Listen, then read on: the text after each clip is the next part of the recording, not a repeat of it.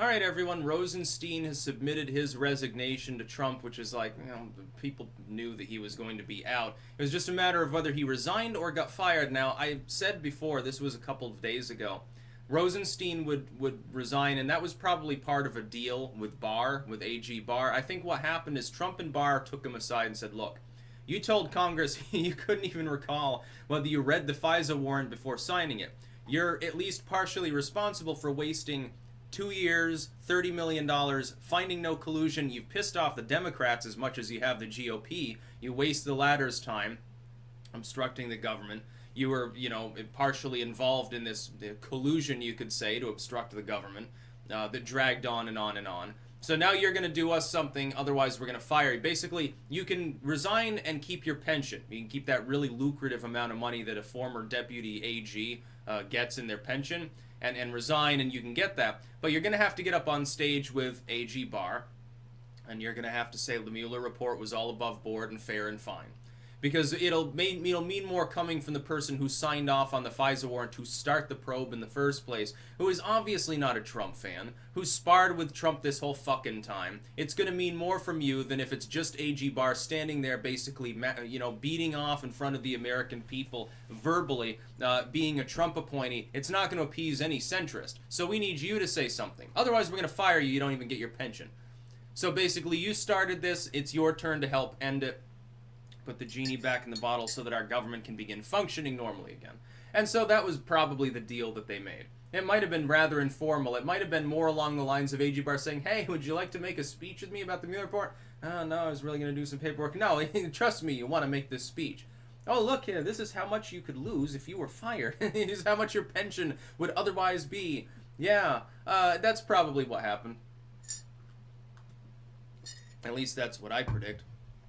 We might even hear about it in the future. But here's the thing. Rosenstein being no fan of Trump. What you want is him in a situation where he's already come out and declared, yes, and by the way, I'm totally not under duress here, but yeah, the Mueller report was totally fair. Once he does it, it's different from some of these other people that have been canned or resigned from these various intel-based posts who have been pertinent to investigations and shit.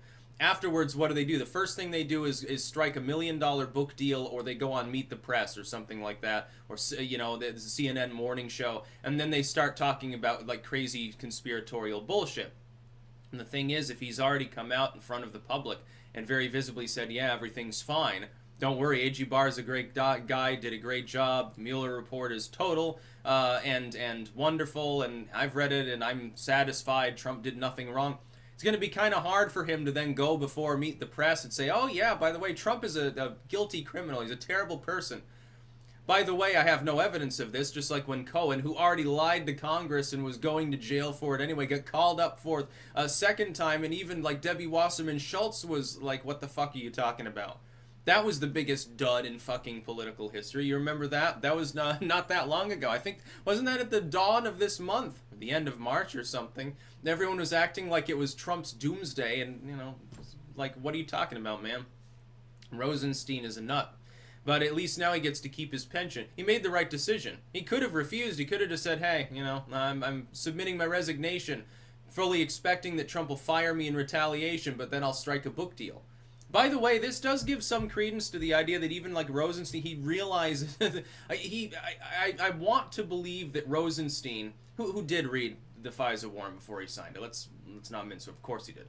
I want to believe that it wasn't a partisan witch hunt on his end, and it was basically assets within the FBI that had filtered the information several times in order to make sure that it looked like there was this massive amount of information, that there was a collusion case going on. I think by the time it reached him, it had been stripped of attribution through several steps at the FBI. Because, I mean, it's coming from a British intel agent who's working with the Clinton campaign. Has some assets in the FBI, mid-level agents like Sturzock and Page. Gets filtered. Gets some stuff redacted, potentially. Saying, oh, yeah, we can't tell you this. It's like top secret and shit. It involves Russia. And so the FBI manages, at some level, I think, to hoodwink the FISA Corps. Not that it's hard to do. They could just submit a blank piece of paper. The people at the FISA Corps will practically sign it on that.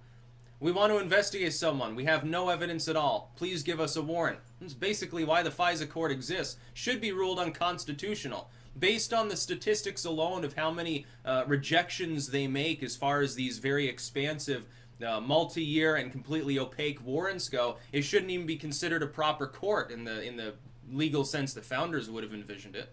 The idea of a court being totally opaque, you can't even challenge the fact that the warrant exists, you never even know that it's happening. I think it's bullshit, to tell the truth. I mean, here's like, go before a regular court and close proceedings and get it from a fucking actual judge. But then it reaches Rosenstein. All he sees is that there's evidence of collusion here. Please sign this paper. And if he didn't read it, my goodness, that's way worse. It involves the acting Deputy Attorney General of the United States not even reading legal materials before signing off on probes that cost tens of millions of dollars. What does that say about other potential investigations? I would think that anything that Rosenstein signed off on, like if someone got prosecuted or something, I would think that that would be a criminal defense. They should have their cases revisited. They should say, look, the deputy AG at the time was reluctant to even read things before signing them. How do I know that the probe into my life that led to my jaywalking charges or my traffic ticket fine charges or something, how do I even know that that investigation was properly started? Well, there should be a retrial, or the charges should be gone. I would think that could potentially be an actual problem. It's not like it's without precedent for having happened before. There have been cases where, you've got some corrupt court. Years later, it turns out the judge was taking bribes, or they were blackmailed or something. They were, had gang affiliations. And so all of these different cases have to be redone all over again. In some cases, another judge just says, a superior court will say, well, fuck it.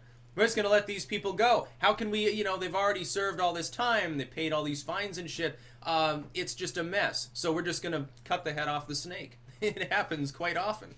That's because warrants tend to be too expansive. We've got an overly burdensome legal system.